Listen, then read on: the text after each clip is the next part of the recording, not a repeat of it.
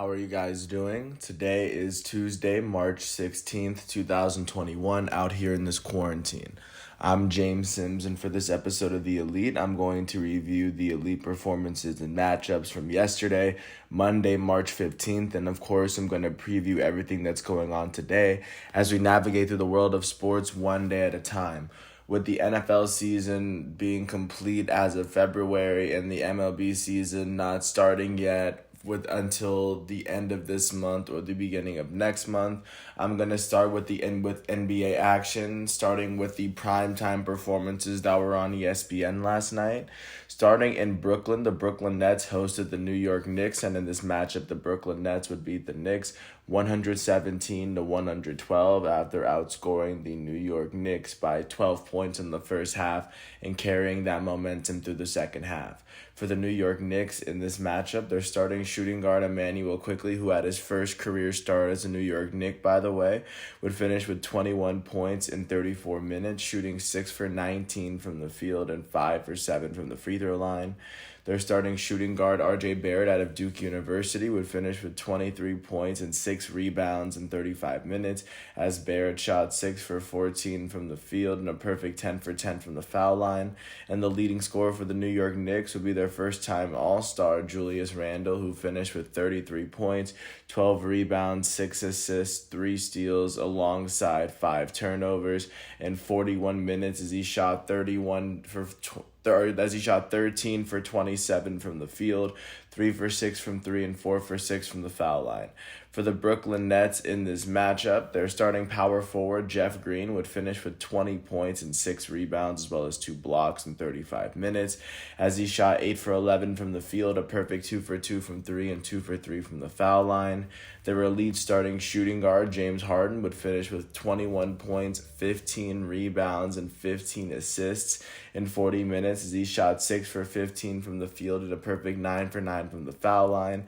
And the Brooklyn Nets leading scorer would be their elite starting point guard, Kyrie Irving out of Duke, who finished with 34 points and 4 assists in 37 minutes as he shot 13 for 18 from the field, 4 for 6 from 3, and 4 for 6 from the foul line. With this win, the Brooklyn Nets are now 27-13.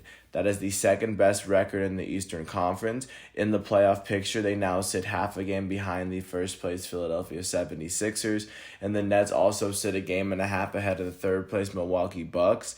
They've won their last 5 games and 9 of their last 10, and like I just said, they sit half a game behind the Philadelphia 76ers out east to give a sense of where they sit.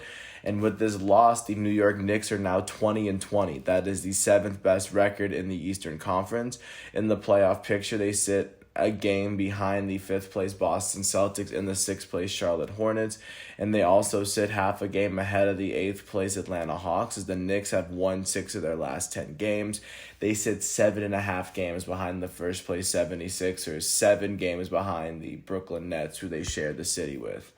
Jump into the other primetime game of the night. The Golden State Warriors hosted the defending champions Los Angeles Lakers without Anthony Davis, and in this matchup, the Lakers would beat the Warriors 128-97, especially after outscoring Golden State by 15 points in the first half, and then they went on to outscore Golden State by 16 in the fourth quarter. In the second half, I'm sorry. For the Golden State Warriors in this matchup, their leading scorer would be their goated starting point guard, Stephen Curry, out of Davidson, who finished with 27 points, 3 rebounds, 2 assists, and 3 steals, not long after his 33rd birthday, as he played 29 minutes, shooting 9 for 17 from the field, 4 for 7 from 3, and a perfect 5 for 5 from the line. And for the Los Angeles Lakers in this matchup, their goated starting small forward, LeBron James, would finish with 22 points, 10 rebounds, 11 assists, and 6 turnovers in 30 minutes as he shot 8 for 13 from the field, 2 for 4 from 3, and 4 for 6 from the line. And the Los Angeles Lakers leading scorer will come off the bench as the reigning NBA Sixth Man of the Year, Montrezl Harrell, would finish with 27 points, 5 rebounds, and 3 steals in 25 minutes as he shot 11 for 14 from the field and 5 for 6 from the foul line. With this win, the Los Angeles Lakers are now 26-13. That is the third best record in the Western Conference. In the playoff picture, they now sit half a game behind the second-place Phoenix Suns, and they now sit 1 game ahead of their Staples Center roommates, the Los Angeles Clippers. The Lakers have won their last 2 games. They've won 4 of their last 10 as a team, and they sit 2.5 games behind the first-place Utah Jazz. With this loss, the Golden State Warriors are now 20-20. That is the 9th best record in the Western Conference, as they now sit 1 game behind the eighth seed Dallas Mavericks outside of the playoff picture looking in, as they have lost 6 of their last 10 as a team, and they sit 9 full games behind the Utah Jazz out west. And because of that, doing the math, they are 6.5 games behind the Los Angeles Lakers in the West Conference push as well. Looking at the games that weren't on prime time, jumping to Charlotte, the Charlotte Hornets hosted the Sacramento Kings and were able to beat the Kings 122-116 after outscoring Sacramento by 11 points in the fourth quarter to come from behind and pick up their 20th win of the season. For the Sacramento Kings last night, their starting shooting guard, Buddy Hield, would finish with 23 points, 6 rebounds, and 2 steals in 37 minutes as he shot 8 for 14 from the field, 5 for 11 from 3, and a perfect 2 for 2 from the foul line. And the leading scorer for the Sacramento Kings would be their starting point guard, De'Aaron Fox, out of Kentucky, who finished with 29 points and 8 assists in 37 minutes as he shot 11 for 22 from the field, 1 for 5 from 3, and 6 for 9 from the foul line. And for the Charlotte Hornets on the night, their elite rookie starting point guard, LaMelo Ball, would finish with 16 points, 4 rebounds, and 4 assists in 25 minutes as he shot 7 for 15 from the field and 2 for 3 from the foul line. Their starting small forward, Gordon Hayward, would finish with 25 points, 8 rebounds, 4 assists, and 4 steals in 36 minutes as he shot 9 for 16 from the field, 2 for 3 from 3, and a perfect 5 for 5 from the line. And the leading scorer for the Charlotte Hornets would be their starting shooting guard, Terry Rozier, who finished with 26 points in 34 minutes, shooting 7 for 18 from the field, 4 for 11 from 3, and a perfect 8 for 8 from the line. With this win, the Charlotte Hornets are now 20-18. That is the 6th best record, tied with the Celtics for the 5th best record in the entire Eastern Conference. In the playoff picture, the Hornets and the Celtics sit half a game behind the 4th place Miami Heat, and they sit 1 game ahead of the 7th place New York Knicks. The Charlotte Hornets have won their last 4 games and 7 of their last 10 as they sit 6.5 games behind the first place Philadelphia 76ers out east. And with this loss, the Sacramento Kings are now 15-24. That is the 3rd worst record in the Western Conference, as they currently sit 5.5 games out of the playoff picture behind the 8th place Dallas Mavericks. They've lost their last 2 games and 7 of their last 10 as they sit 13.5 games behind the first place Utah Jazz out west in the Western Conference. Jumping out to Washington, D.C., the Wizards hosted the Milwaukee Bucks, and in this matchup, the Bucks would beat the Wizards 133-122, especially after outscoring the Wizards by 14 points in the first half. For the Wizards in this matchup, their starting power forward out of Gonzaga, Rui Hachimura, would finish with 22 points, 7 rebounds, and 5 assists in 37 minutes as he shot 9 for 18 from the field and 4 for 9 from 3. Their elite starting point guard, Russell Westbrook, former MVP of the NBA, would finish with 23 points, 5 rebounds, 17 assists, and 5 turnovers in 39 minutes as he shot 8 for 19 from the field, 3 for 6 from 3, and 4 for 6 from the foul line. And the leading scorer for the Washington Wizards is the current NBA scorer, or the current NBA leading scorer, their elite starting shooting guard, Bradley Beal, who finished with 37 points, 6 rebounds, and 5 assists in 42 minutes as he shot 13 for 19 from the field, 4 for 7 from 3, and a perfect 7 for 7 from the line.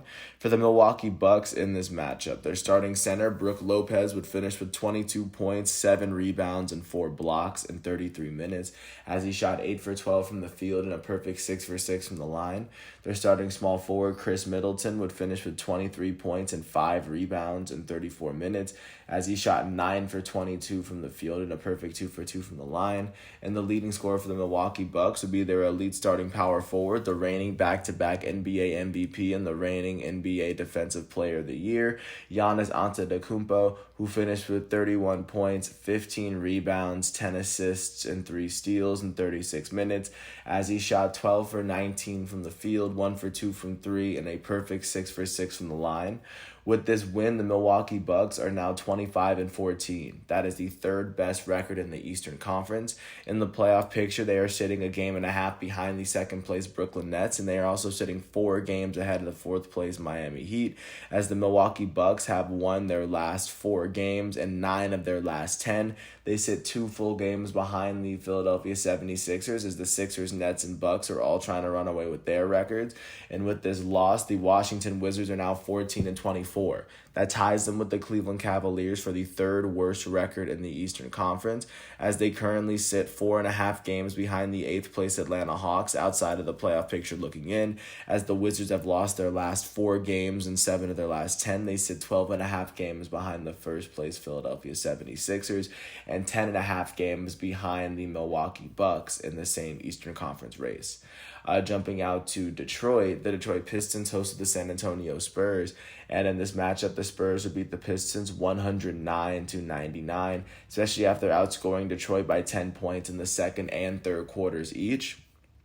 For the Detroit Pistons in this matchup, their leading scorer will come off the bench, as their shooting guard Josh Jackson would finish with 15 points in 27 minutes, shooting 6 for 13 from the field and 3 for 4 from the foul line.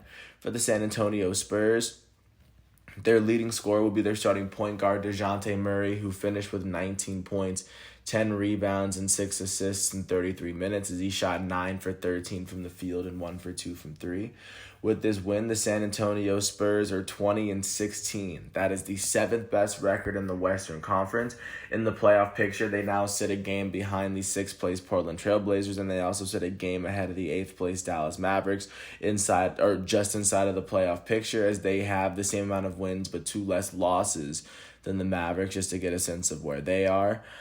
They have won 5 of their last 10, like I just said, and they now sit 7 games behind the first place Utah Jazz out west. And with this loss, the Detroit Pistons are now 10-29. That is the worst record in the entire Eastern Conference, as they are currently sitting 9 games behind the Atlanta Hawks for the Eastern Conference playoff race, as they have lost their last 4 games. They've lost 8 of their last 10.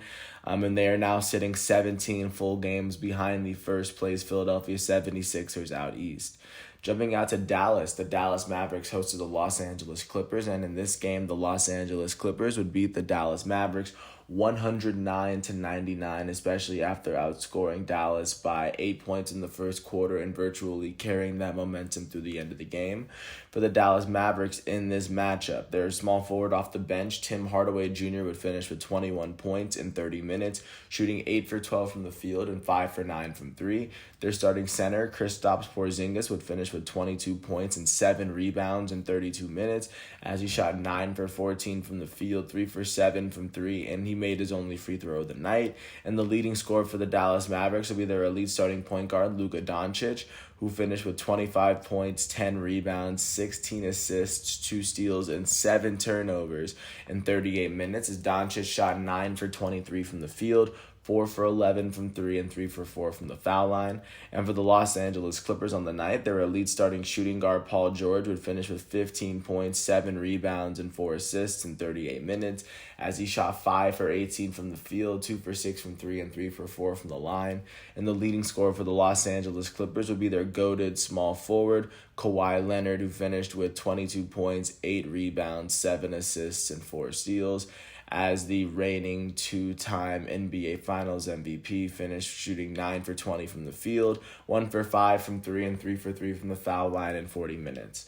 With this win, the Los Angeles Clippers are now 26-15. That is the 4th best record in the Western Conference. In the playoff picture, they sit 1 game behind their Staples Center roommates, the defending champs Los Angeles Lakers, and they sit 2 games ahead of the 5th place Denver Nuggets, as the Clippers have won 4 of their last 10 games. They now sit 3.5 games behind the 1st place Utah Jazz out west. And with this loss, the Dallas Mavericks are now 20-18, as they currently hold on to the 8th best. Like I said, they hold on to the 8th best record. In the playoff picture, they sit 1 game behind the 7th place San Antonio Spurs, and they sit 1 game ahead of the 9th place Golden State Warriors. The Mavericks have won 7 of their last 10 games despite losing their most recent one, and they currently sit 8 games behind the 1st place Utah Jazz, and mathematically they sit 4.5 games behind the 4th place Los Angeles Clippers at the moment. Jumping out to Denver, the Denver Nuggets hosted the Indiana Pacers, and the Nuggets were able to beat the Pacers 121-106 after outscoring the Pacers by 19 points in the 4th quarter to overcome their 4-point deficit and pull off their 23rd win of the season. For the Indiana Pacers last night, their leading scorer will be their starting point guard, reigning NBA Rookie of the Year, Malcolm Brogdon, who finished with 24 points and 6 rebounds in 33 minutes as he shot 9 for 16 from the field, 3 for 6 from 3, and a perfect 3 for 3 from the foul line. For the Denver Nuggets in this matchup, their starting small forward, Michael Porter Jr., would finish with 20 points and 8 rebounds in 31 minutes as he shot 9 for 15 from the field and a perfect 2 for 2 from the foul line. Their starting small forward, Will Barton, would also finish with 20 points. It's easy at 6 rebounds and 5 assists, as well as 2 blocks in 39 minutes, shooting 6 for 16 from the field, 5 for 7 from 3, and 3 for 4 from the foul line. Their elite starting point guard, Jamal Murray, would finish with 16 points, 6 rebounds, and 8 assists in 36 minutes, as he shot 6 for 13 from the field, 3 for 5 from 3, and a perfect 1 for 1 from the free throw line. And the leading scorer for the Denver Nuggets would be their elite starting center, Nikola Jokic, who finished with 32 points, 14 rebounds, 5 assists, and 4 steals in 34 minutes, as he shot 11 for 25 from the field, 2 for 4 from 3, and 8 for 10 from the foul line. With this win, the Denver Nuggets are now 23-16. That is the 5th best record in the Western Conference.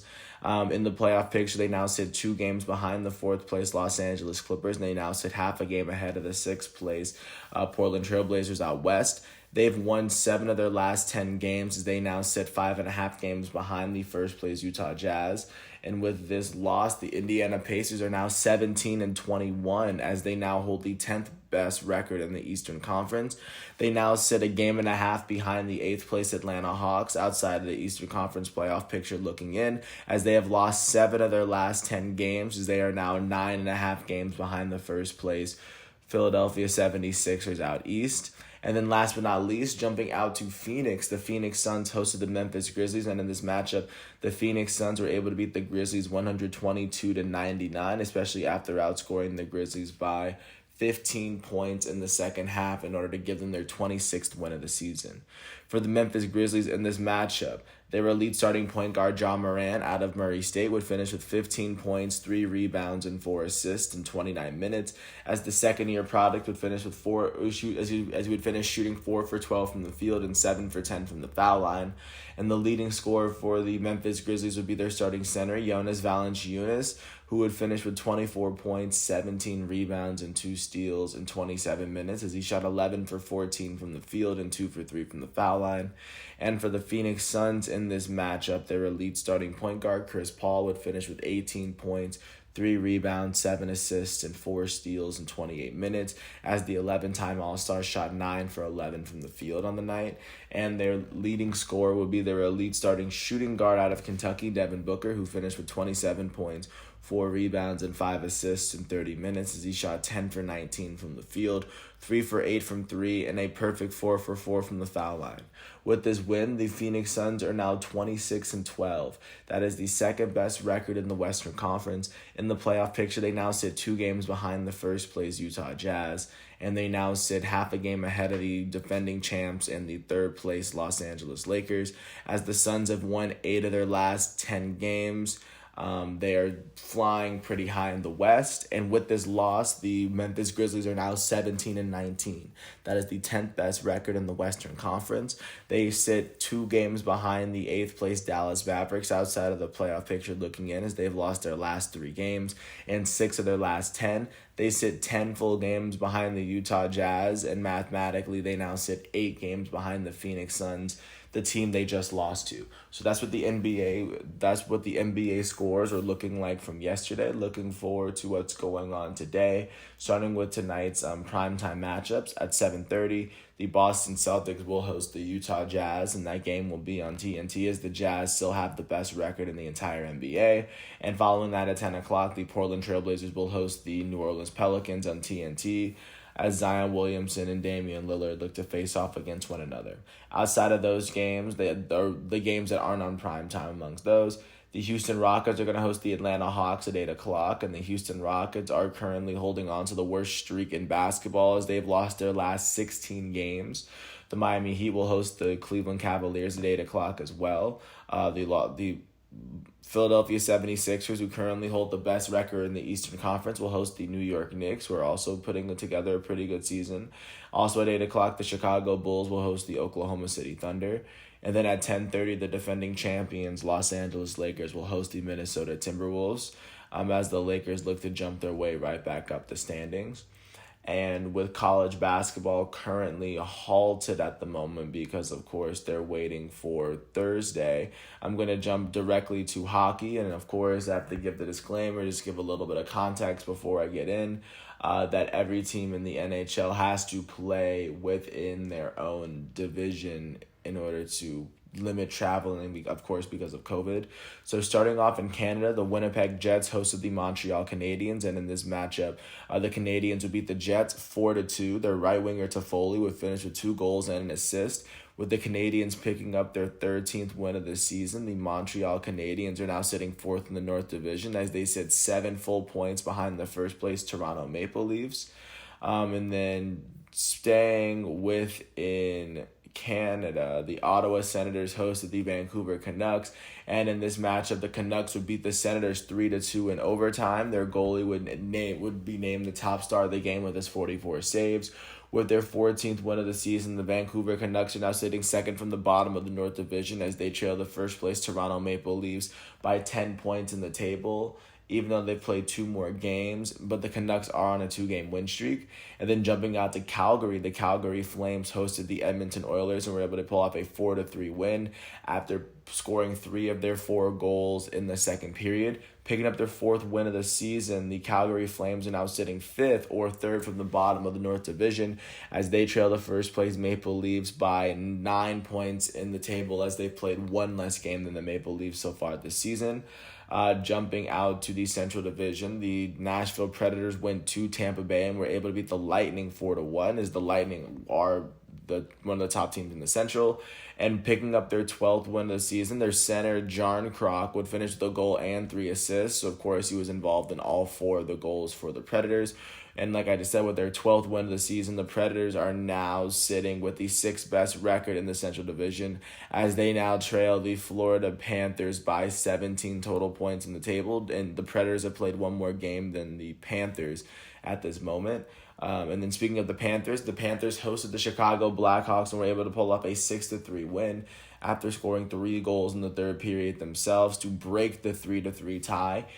After scoring their 19th win of the season, they now hold the best record in the Central Division as they now lead the Carolina Hurricanes by a point, and they've won their last 4 games as they've also played 1 more game than the Hurricanes, leaving an open window for the Hurricanes and the Lightning to possibly pass them in the table. And then jumping out to the Eastern Division, so I'm taking a bit. The Pittsburgh Penguins hosted the Boston Bruins and were able to pull off a 4-1 win. Their center Evgeny Malkin would finish with a goal and an assist. Their goalie Jari would finish with 42 saves, and their future Hall of Fame center Sidney Crosby would finish with a goal and 2 assists. And after picking up their 18th win of the season, the Pittsburgh Penguins are now sitting with the 3rd best record in the East Division as they have won their last 6 games, and they now trail the first place New York Islanders by 5 points in the table. Jumping up to New York, the Rangers hosted the Flyers, and in overtime, the Flyers were able to beat the Rangers 5-4. And after picking up their 14th win of the season, of course, in overtime, the Philadelphia Flyers now sit 5th in the East Division as they now trail the first-place New York Islanders by 11 points in the table, just to give a sense of where the Flyers are at this moment. And then jumping out to Buffalo, the Buffalo Sabres hosted the Washington Capitals, and the Capitals were able to blank the Sabres 6-0. And after picking up their 18th win of the season, the Capitals are now sitting second in the East Division as they trail the first-place Islanders by 2 points in the table as they have won their last 5 games. They're playing incredibly well. And then last but not least, jumping out to the West, the Las Vegas Golden Knights hosted the San Jose Sharks. And in this matchup, the Golden Knights would beat the Sharks 2-1 to pick up their 19th win of the season. And with this win, the Las Vegas Golden Knights are now sitting at the very top of the West Division as they sit 4 points ahead of the second-place Minnesota Wild as they've won their last 3 games. So that's where hockey is looking like right now. Looking out to what's going on today, of course, starting with the primetime matchups. At 8 o'clock, the Minnesota Wild will host the Arizona Coyotes on ESPN+. And right after that, at 9 o'clock, the Colorado Avalanche will host the Anaheim Ducks on ESPN+. Outside of that game, at 7 o'clock, the New Jersey Devils will host the Buffalo Sabres at 7. At the same time, the Washington Capitals will host the New York Islanders as both teams are looking to gain the crown of the Eastern Division. At 7 o'clock, one game I missed, the Pittsburgh Penguins will host the Boston Bruins on NBC Sports Network. At 7:30, the Detroit Red Wings will host the Carolina Hurricanes. The Hurricanes are Hurricanes sitting at the very top of the Central Division. At 8:30, the Dallas Stars will host the Tampa Bay Lightning, or another team that are sitting at the top of the division. And then those are going to be the big games, or those are going to be all the games for hockey to look forward to today. And then last but not least, jumping outside the North American continent to get a glance of what's going on with world soccer, especially because we're in the middle of March. Champions League is about to pick up some steam, but right before that, looking at yesterday's game, Wolverhampton hosted Liverpool, and in the last shot of the first period, Diego Jota would score the only goal of the game for Liverpool and would give Liverpool the 3 points they need in the table. With this win, Liverpool now sits 6th in the Premier League because they played one more game than a good amount of teams in the Premier League. They temporarily sit 2 points behind West Ham, who's played one less game than Liverpool, and they also sit tied with Everton, who's played the same amount of games, and Liverpool also sits 1 game ahead of Tottenham, or 1 point ahead of Tottenham, and Tottenham has played 1 less game. So Liverpool's in a very shaky position, but as of right now, they hold on to the 6th spot in the Premier League as of right now, which is Europa League position, getting themselves back into, I guess, a winning form, I guess is what you would call it. And looking out to what's going on with La Liga, Barcelona faced off against Huesca. Their first goal, of course, would come from their goated Argentinian forward, Lionel Messi. Their second goal will come from their elite French forward, Antoine Griezmann. Huesca would score a goal to end the first half, ended 2-1, and then Mingueza would score a header off of a Messi assist. And then the last goal would go to Messi in the 90th minute, giving Messi 2 goals and an assist for the day. And after beating Huesca by 3 goals, they were also able to take 3 points in the table. And with this win, Barcelona now sits 2nd in La Liga as they trail first place Atletico Madrid by 4 points in the table. And they now lead Real Madrid by 2 points in the table. This is a long way considering they were sitting maybe 11th or 12th maybe about a month or 2 into the season, but a crazy ascent up the ladder. But Barcelona has finally made it there, and it was a good win for Barcelona to keep the pressure on Atletico Madrid and Real Madrid moving forward. And then looking forward to what's going on today with soccer. Outside of Champions League, there's not much going on, so without further ado, there's going to be 2 games going on today that will decide 2 of the round of 16 matchups. The amount of teams in the tournament will drop from 12 to 10. In the first matchup, Manchester City will host Borussia Mönchengladbach. Borussia Mönchengladbach, they're catching Manchester City in quite possibly their worst form yet. They've lost their last 5 matchups, at least as far as I'm aware of, and Manchester City currently lead this matchup 2-0 on aggregate, and Manchester City they will host Borussia Mönchengladbach.